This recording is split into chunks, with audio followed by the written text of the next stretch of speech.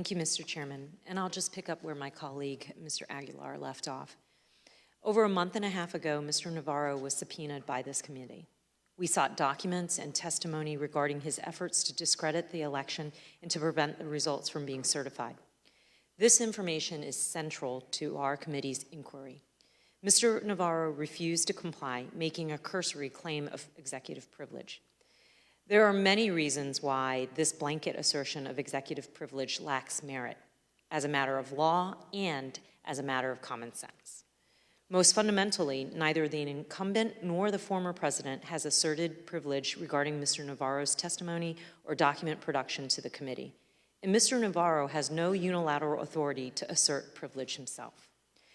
Beyond that foundational flaw in Mr. Navarro's privilege claim, since the election, he has spoken and written widely about the precise subjects that are the focus of our subpoena. Clearly, Mr. Navarro is eager to tell his story as he sees it, so long as he can do so on his own terms. For example, in 2020 and in 2021, Mr. Navarro published a 3-part report on his website called the Navarro Report. In it, he makes allegations about election fraud that have been debunked. Furthermore, in November 2021, Mr. Navarro published a book called In Trump Time. He describes in detail actions he took to change the outcome of the election. For instance, Mr. Navarro claims credit for working with Steve Bannon to concoct a scheme they called the Green Bay Sweep. The core of this plan was to encourage Vice President Pence to delay certification of the Electoral College votes on January 6 and to send the election back to state legislators. In his book, Mr. Navarro also writes what he called Attorney General William Barr.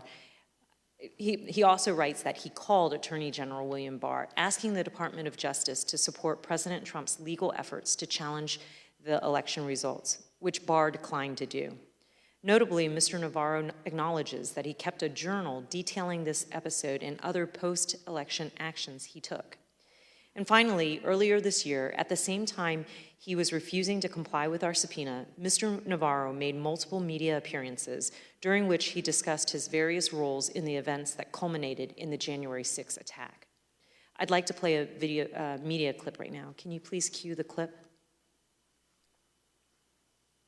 What about this interview, which is kind of interesting, is like I have so much knowledge to share with you about what I was involved in and what I know. Given that you've told me that you have a plan that you push to delay or deal with the certification, you've told me 100 members back it, and you've said in public Trump was on board. If you say all those things out here, why risk a legal battle or going to jail to refuse to discuss them with the committee under oath?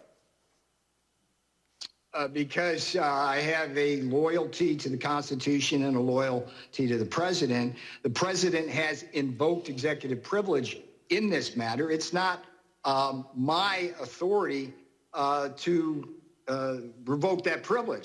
You say it's not your privilege to waive, but let's look That's the law. No, at how often you've law. waived it. Let's look at some of the news you've made on these topics. Take a look.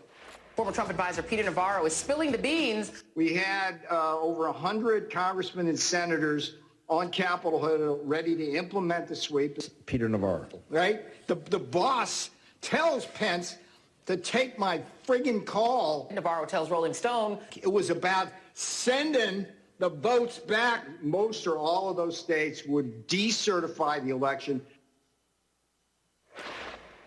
How do you expect people to take seriously your claim that this is secret and privileged when you've been out there talking about it? And when you and Bannon said the committee's dog wouldn't bark, they were afraid of you and the report, it seems now, Peter, like the dog has barked. Thank you. He has so much knowledge to share with a journalist, but he refuses to share that knowledge in response to a lawful subpoena. Evidently, Mr. Navarro is only concerned with executive privilege with keeping certain matters confidential when it's convenient for him. Unfortunately for him, and fortunately for the American public, that's not how the law works. No president, incumbent or former, has claimed privilege regarding Mr. Navarro's testimony and documents. And in any event, his claim of executive privilege is severely undermined, if not foreclosed altogether, by his extensive public disclosures on the same issues the committee seeks to question him about under oath. As a result of his actions, Mr. Navarro is clearly in contempt of Congress and should be referred to the Department of Justice for criminal prosecution. I yield back.